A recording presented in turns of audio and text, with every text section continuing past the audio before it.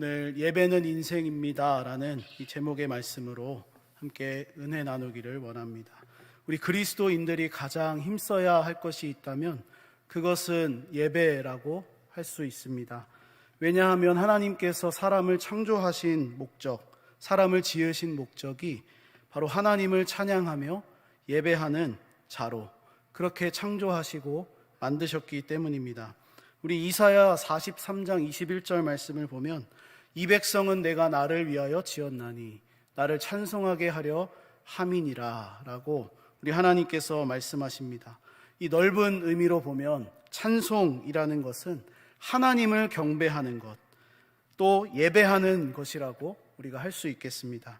그러므로 하나님의 형상대로 이 지음받은 우리들은 마땅히 우리가 하나님을 예배하고 또 찬양하는 삶이 되어야 합니다. 무엇보다 오늘 본문을 보니까 우리 예수 그리스도 안에서 하나님의 모든 자비하심을 받은 우리들에게 권면해 주고 있습니다. 그것은 예배하는 삶이 되어야 한다는 것입니다.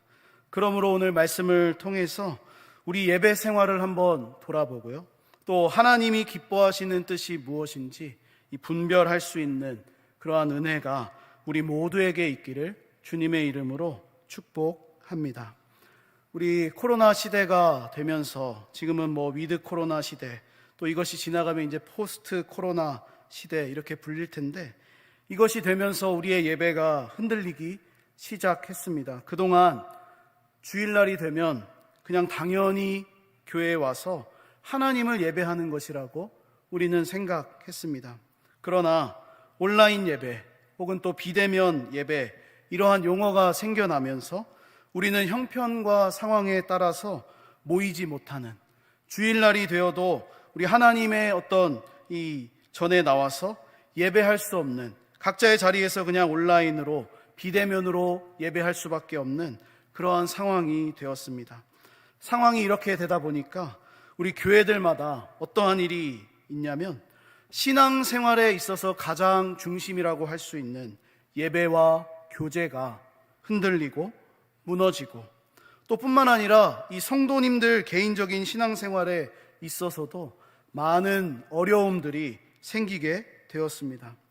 그래서 세가족으로 등록을 해도 이 만날 수 없고 교육이 되지 않고, 또 여러 가지로 이 기존에 있는 우리 성도님들도 예배에 어떤 소홀함을 갖게 되는, 자연스럽게 예배가 흔들리는, 교제가 무너지는 그러한 상황을 맞이했다는 것입니다.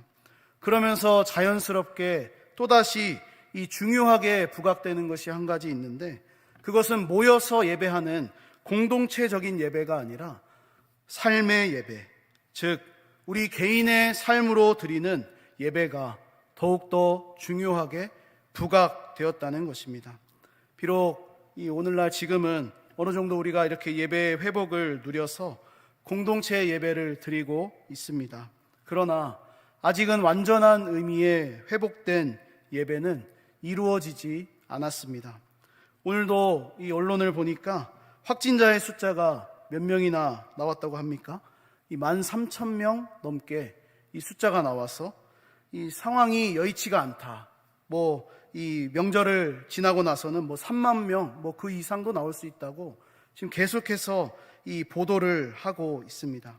그렇습니다. 우리는 이 코로나의 상황을 보내면서 우리가 그동안 함께 모여서 예배했던 그 시간들이 얼마나 가치 있는 것이었고 얼마나 소중한 것이었는지를 다시 한번 돌아보게 되는 것 같습니다. 그동안 우리가 아무런 탈 없이 예배하고 교제하고 또 만날 수 있었던 것은 모두 하나님의 은혜였고 자비였습니다. 물론 지금도 하나님께서는 여전히 변함없이 우리를 향해서 은혜와 자비를 베풀어 주십니다. 하지만 현재의 상황을 보면 그동안 우리가 얼마나 이 타성에 젖어 있는 예배, 그냥 당연히 예배해야 되는, 당연히 주일이 되면 모여야 되는 그러한 모습만 가지고 있었는지, 아니 하나님께서 우리를 향해 베풀어 주시는 그 자비와 은혜를 당연시 여기면서 살았는지를 돌아보게 된다는 것입니다. 사랑하는 여러분, 예배는 인생이라고 할 수 있습니다. 왜 그렇습니까? 인생은 올라갈 때가 있으면 내려갈 때가 있습니다. 내려갈 때가 있으면 다시 올라갈 때가 있습니다. 우리 인생을 많이 살아오신 우리 아마 연세가 지긋하신 분들께서는 이해가 되실 것입니다. 오늘 그런 의미에서 예배도 축소될 때가 있으면 다시 회복될 때가 있다는 것입니다. 또 우리의 어떤 이 모이는 예배가 있으면 반대로 흩어지는 예배도, 삶의 예배도 있다라고 우리가 볼 수가 있겠습니다. 당연히 드리던 우리의 공동체의 예배, 그것이 흔들리고 축소되었습니까? 하지만 중요한 것은 다시 언젠가 하나님께서 온전한 회복을 주실 그때 이 예배가 올라가고 또다시 우리가 다시 모여서 예배하고 교제할 수 있는 그날이 속히 온다는 말씀입니다.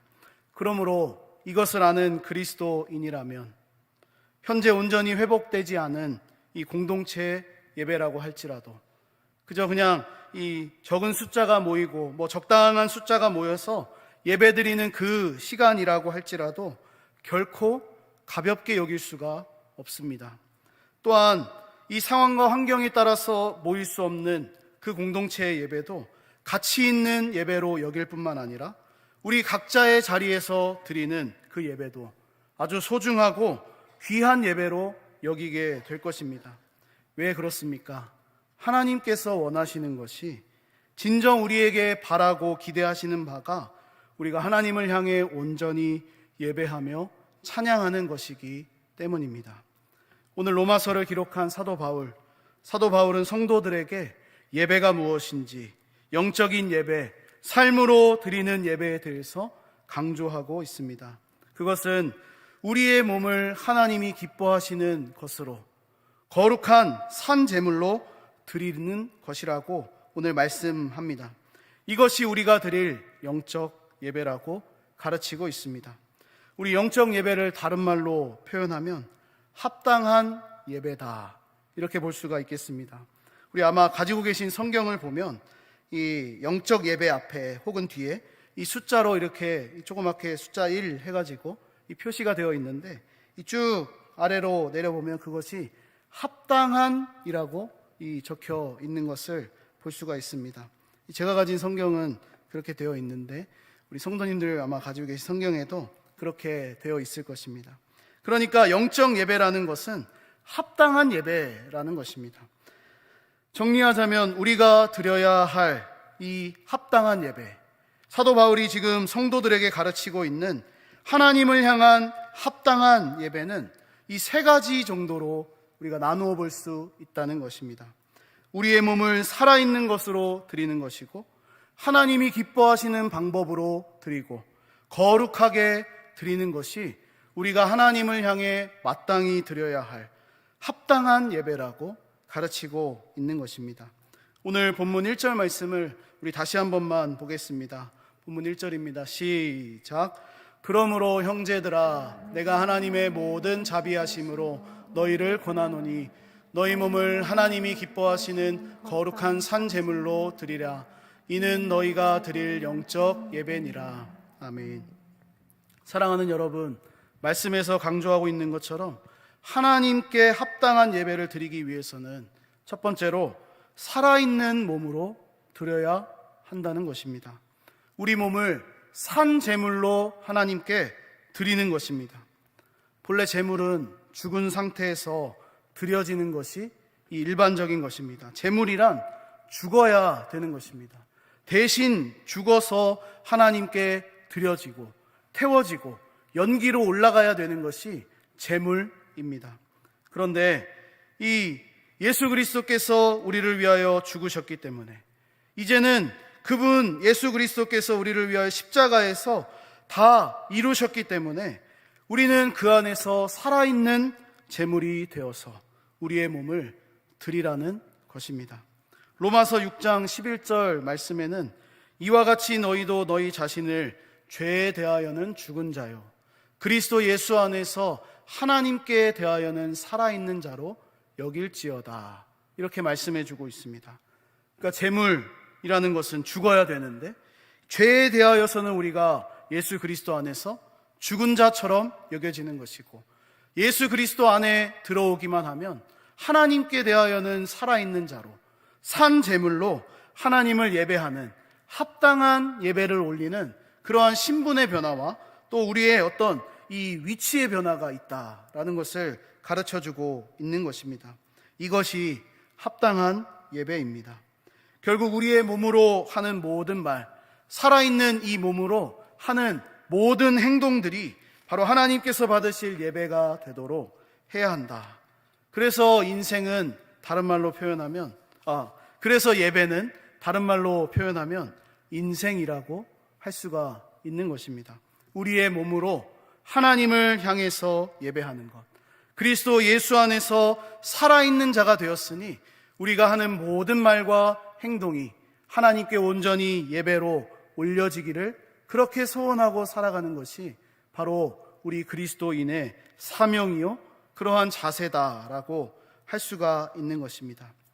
한 사람의 인생은 언제 시작됩니까?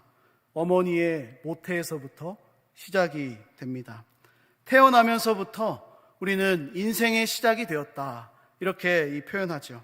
그런데 태어나면서부터 어려움을 당하는 인생이 있는가 하면, 혹은 아무런 어려움 없이 그냥 순적하게 진행되는 이 인생들도 있습니다.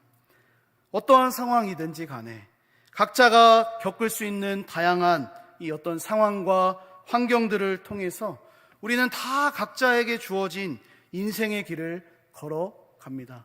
어려움도 있을 수 있고 기쁜 일도 있을 수 있고 또 믿음이 떨어지는 순간이 있기도 하고 믿음이 올라가는 순간이 있기도 합니다.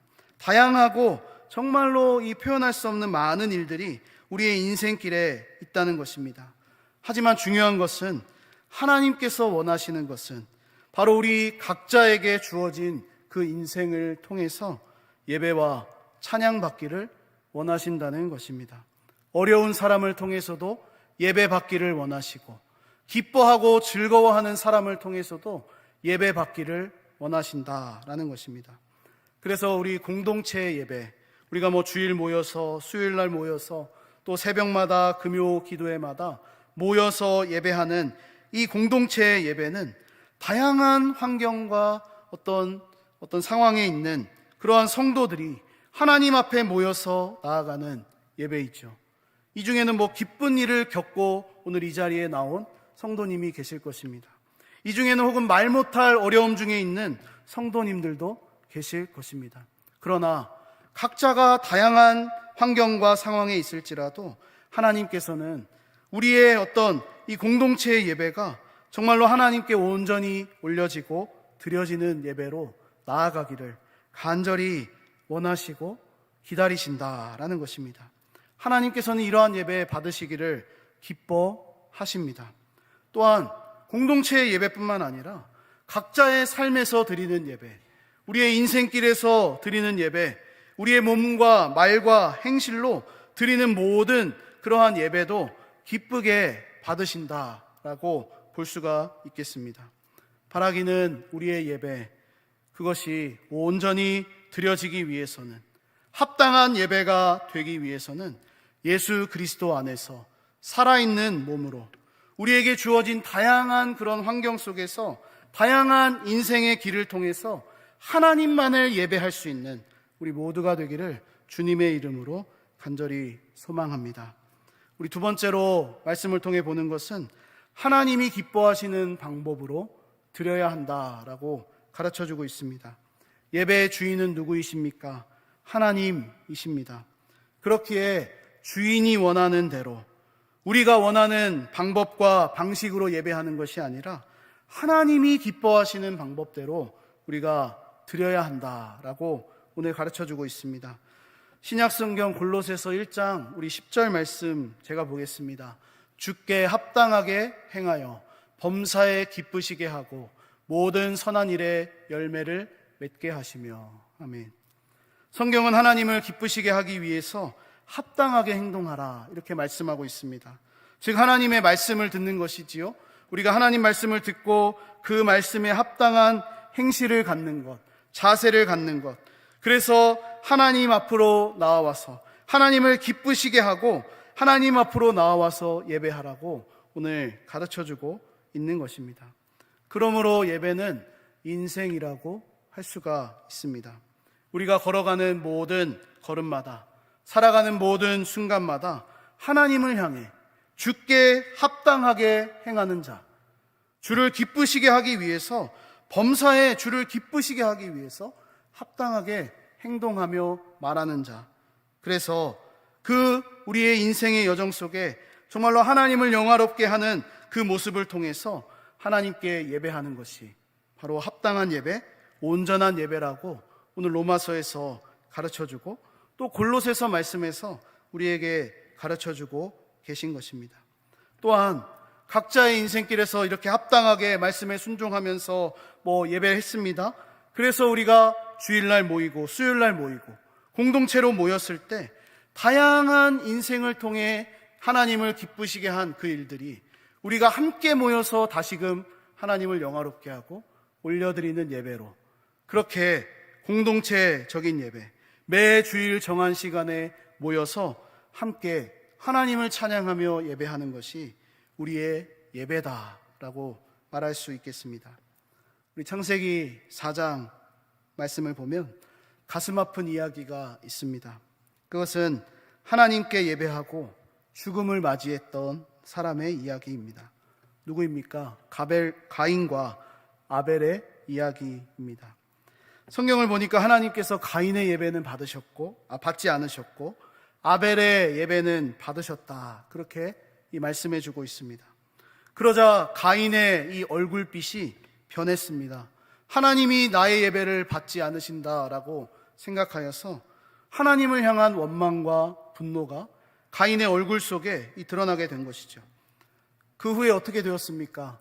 가인이 동생 아벨을 이 죽음으로 내모는, 아벨은 형에 의해서 이 죽음을 맞이할 수밖에 없는, 저는 아벨의 입장을 한번 생각해 보기를 원합니다. 참으로 황망한 죽음입니다.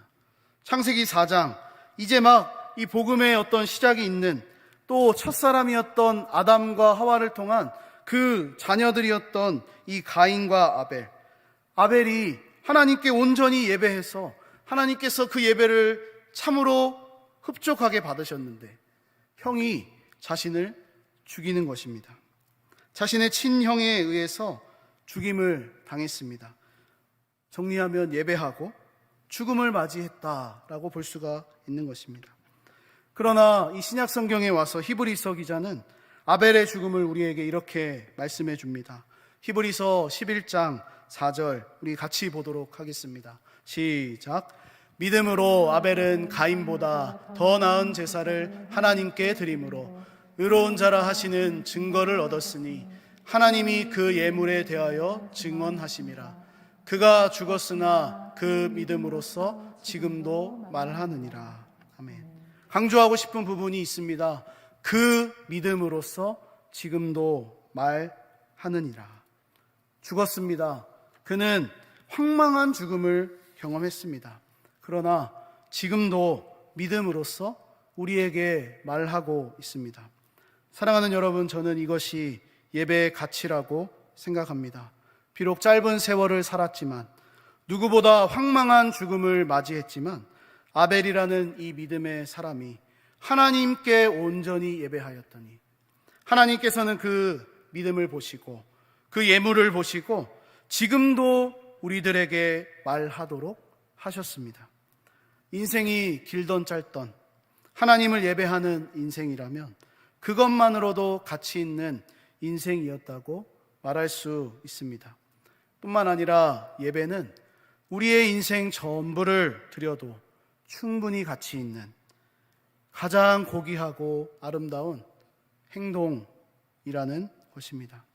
히브리서 11장 6절에는 믿음이 없이는 하나님을 기쁘시게 하지 못한다 라고 말씀해주고 있습니다. 그리고 이어서 말씀하기로는 하나님께 나아가는 자는 반드시 그가 계신 것과 또한 그가 자기를 찾는 이들에게 상 주시는 이심을 믿어야 한다고 말씀합니다. 그러므로 믿음으로 하나님을 기쁘시게 하면서 우리의 인생 뭐 짧던 길던 그것이 중요한 것이 아닙니다. 우리의 인생 모두를 담아서 하나님께 온전히 예배하는 우리 모두가 되기를 소망합니다. 세 번째로 거룩하게 드려야 한다고 가르쳐주고 있습니다. 우리 구약에서 하나님께 드려지는 예물, 그 제물은 흠과 티가 없어야 했습니다. 눈이 멀지 않은 것, 절지 않는 것, 병들지 않는 것, 그것을 가져와서 하나님께 제사로 드려야 했다는 것입니다. 마찬가지로 우리 자신이 하나님께 합당한 예배를 드리기 위해서는 우리 자신이 먼저 거룩하고 흠이 없어야 합니다. 그러나 이곳에서 제 자신도 강하게 말씀드릴 수가 없을 것 같습니다. 저는 거룩합니다. 저는 흠이 없습니다. 라고 외치기가 민망하다라는 것입니다. 우리 자신을 보면 어떻습니까?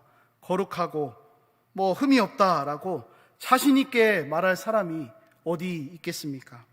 우리 자신을 보면 거룩하지 못합니다. 흠도 티도 죄도 많이 있는 것이 바로 우리들입니다. 그런 의미에서 오늘 본문 2절 말씀은 거룩함을 위한 구체적인 방법을 우리에게 가르쳐주고 있습니다. 본문 2절을 같이 보겠습니다. 시작. 너희는 이 세대를 본받지 말고 오직 마음을 새롭게 함으로 변화를 받아 하나님의 선하시고 기뻐하시고 온전하신 뜻이 무엇인지 분별하도록 하라. 아멘. 그렇습니다. 우리를 거룩하게 하는 방법, 그것은 오직 성령께서 우리의 마음을 새롭게 하실 때 가능한 것입니다. 우리 스스로는 거룩해질 수가 없기 때문에 성령을 통해서 우리의 마음이 새롭게 되어야 한다고 오늘 말씀하고 계시는 것입니다. 하나님께서는 이미 구약 성경에 우리의 마음을 새롭게 해주시겠다, 그렇게 약속해 주신 본문이 있습니다.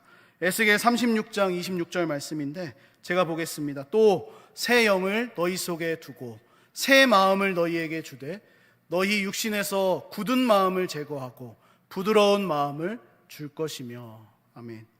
이와 같이 이 성령을 따라가는 것, 하나님께서 주시는 그 새 영을 받아서 우리에게 부드러운 마음을 주시도록 우리가 우리의 마음을 드리는 것, 그 성령 앞에 나아가는 것이 우리의 마음을 새롭게 할 수 있고 또 거룩하게 할 수 있는 가장 쉬운 방법이고 중요한 자세라는 것을 기억해야 합니다.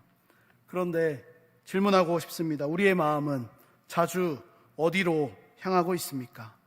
우리의 마음은 성령께서 우리의 마음을 새롭게 해주시기를 구하며 살아가고 있느냐 하는 것입니다. 세상의 풍조와 가치관을 따라서 살아가는 우리의 모습이 더욱 많지 않으십니까? 그러므로 성령의 인도하심을 따라서 우리의 마음을 새롭게 하기 위해서는 가장 먼저 해야 될 것이 있는데 그것이 이 세대를 본받지 않으려는 자세, 그것이 먼저 되어야 한다고 오늘 본문에서 가르쳐주고 있는 것입니다. 너희는 이 세대를 본받지 말고 오직 마음을 새롭게 함으로 변화를 받으라는 말씀입니다. 오늘날 우리 시대는 어떻습니까? 온라인 시대가 되었습니다. 수업도 다 온라인으로 하고요. 또 만남도 그냥 핸드폰으로 온라인으로 합니다. 그리고 온라인으로 이렇게 만나다 보니까 자기 중심적인 시대가 더 되어가는 것 같습니다. 온종일 밖에서 열심히 직장 생활하고 또 학업을 하고 또 집에 들어오자마자 어떻게 합니까? 핸드폰을 꺼내서 온라인 세계로 들어가는 것이 우리가 사는 이 시대의 풍조입니다. 집에 들어오자마자 가족들끼리 대화하거나 오늘 하루 어땠는지, 오늘 하루 하나님의 인도하심이 있었는지를 묻는 것보다 그냥 핸드폰 켜서 다른 거 보고 유튜브 보고 또 다른 온라인 세계로 들어가는 것이 가장 일반적인 이러한 시대가 되었습니다. 또 무엇보다 돈이 가장 가치 있는 것으로 생각해서 돈만 있으면 모든 것을 할 수 있는 이 시대로 생각하는 것이 바로 우리가 사는 이 시대의 풍조이고 이 세대의 어떤 특징이다라고 할 수가 있겠습니다. 그러나 성경은 분명하게 말씀합니다. 이 세대를 본받지 말고 오직 마음을 성령으로 새롭게 하라는 것입니다. 사랑하는 여러분, 우리가 회복해야 될 것은 무엇이겠습니까? 삶의 거룩함이겠습니다. 특별히 이 시대의 풍조와 가치관대로 흘러가는, 그렇게 흘러가면서 이렇게 살아가는 우리의 인생이 아니라 성령으로 새롭게 된 그 인생, 성령으로 우리의 마음을 새롭게 하면서 우리의 인생길을 걸어가는, 그래서 우리의 인생을 통해서 하나님을 온전히 예배하는 우리 모두가 되어야 한다는 것입니다. 말씀을 정리하겠습니다. 오늘날 코로나 시대에는 우리가 모여서 예배하기에는 이 환경적인 어려움이 많이 있습니다. 그러나 그렇다고 해서, 환경적으로 어렵다고 해서 우리의 예배가 멈추어서는 안 될 것입니다. 무엇보다 우리의 인생 전부를 통해서 예배 받으시기를 원하시는, 찬양 받기를 간절히 바라고 원하시는 우리 하나님의 마음을 깨닫고, 우리가 걸어가는 모든 길마다, 우리가 살아가는 모든 순간들마다 온전한 예배자가 되기 위해서 힘써야 할 것입니다. 그러기 위해서 오늘 말씀을 통해 이 나누었던 세 가지를 기억하면서 하나님께 영광 돌리는 예배자가 되시기를 바랍니다. 이 세 가지는 무엇이겠습니까? 살아있는 몸으로 드리는 것, 하나님이 기뻐하시는 방법으로 드리는 것, 거룩함으로 드리는 것, 그것을 기억하시면서 예배가 가장 가치 있는 행동이며 소중한 시간이라는 것을 알고 성령으로 우리의 마음을 늘 새롭게 하면서 예배하시는 주의 백성들 다 되시기를 주님의 이름으로 간절히 축원드립니다.